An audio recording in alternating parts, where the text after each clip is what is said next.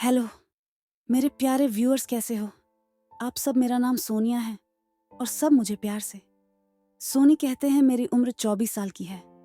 मैं शादीशुदा हूँ। जहाँ मेरी शादी हुई वहाँ का परिवार बड़ा है।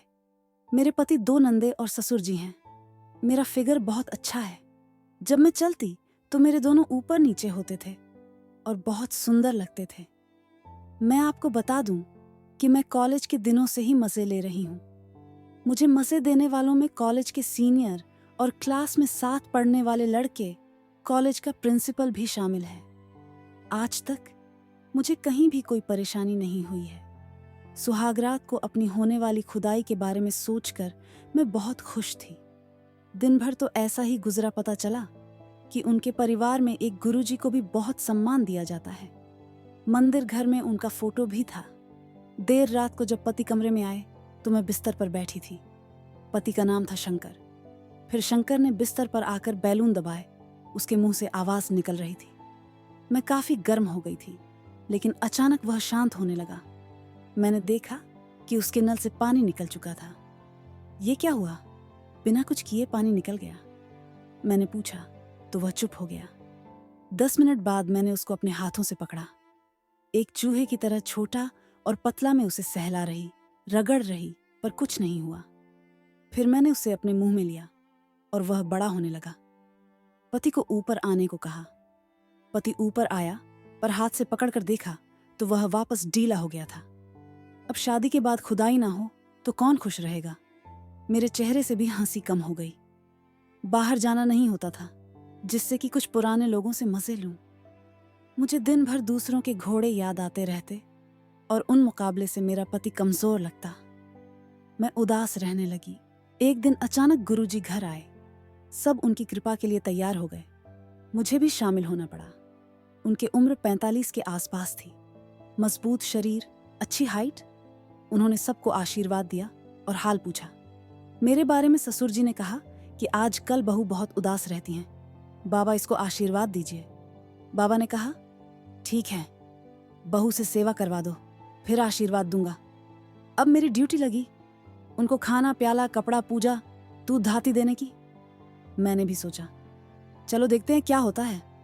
बाबा के लिए छत वाला कमरा ठीक कर दिया गया था। पूजा पाठ की सारी तैयारी ऊपर कर दी गई थी। बाबा खाना खाने के बाद ऊपर चले गया। आराम करने के लिए वो एक धोती पहनते थे, जिसका आधा हिस्सा वो कमर पर बांधते थे और आधे हिस्से को ढक लेते थे। वही उनका पहनावा था। जब बाबा सोने चले गए तो मेरे दिमाग में एक आइडिया आया। क्यों ना बाबा को चेक किया जाए। क्या करते हैं, ये प्लान मैंने बना लिया। अब बाबा के उठने का इंतजार था। बाबा डिस्टर्ब ना हो और किसी को आवाज ना देनी पड़े, इसीलिए बाबा को एक वायरलेस बेल दी गई थी। जब वह बजती तो कोई ऊपर जाता और बाबा ने मुझे सेवा करने को कहा। मतलब घंटी की आवाज आने पर सिर्फ मैं ही ऊपर जाऊंगी और कोई नहीं जा सकता। अपनी तैयारी के हिसाब से सिर्फ साड़ी और साया पहनी थी। शाम को घंटी बज गई।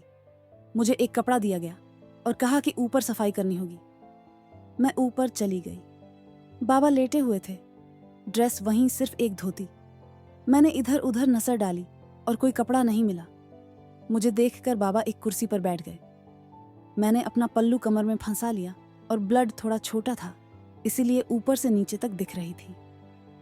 मैंने साड़ी को घुटनों तक ऊपर की और जमीन छूने लगी।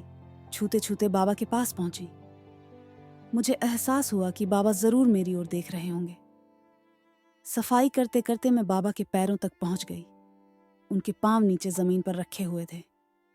मैंने झुकी नजर से बाबा से पैर उठाने को कहा। बाबा ने दोनों पैर मोड़कर कुर्सी पर रख लिए, लेकिन यह करते समय बाबा की धोती में एक पंगा हो गई और वहां जो दर्शन हुआ वो क्या कहना।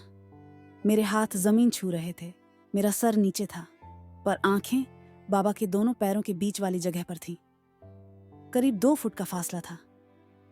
बहुत प्रेम से उनका दिख रहा था। शायद बाबा को यह एहसास नहीं था या फिर उन्हें पता था। मुझे नहीं पता। उस छोटे से वक्त में जो दर्शन हुआ वह अच्छा था, उनका नॉर्मल पोजीशन में था, पर आंखें बाबा के दोनों पैरों के बीच वाली जगह पर थीं। करीब 2 फुट का फासला था। बहुत प्रेम से उनका दिख रहा था। शायद बाबा को यह एहसास नहीं था या फिर उन्हें पता था। मुझे नहीं पता। उस छोटे से वक्त में जो दर्शन हुआ वह अच्छा था। उनका नॉर्मल पोजीशन में था। नॉर्मल में भी करीब 6 इंच दिख रहा था। उसके नीचे एक बॉल जैसी चीज थी जो काफी बड़ी थी। उस क्षेत्र में जंगल नहीं था। बहुत सुंदर से दर्शन हुए। बाबा को भी मेरे खूब दर्शन हुए होंगे। अब मैं वहां से हट गई।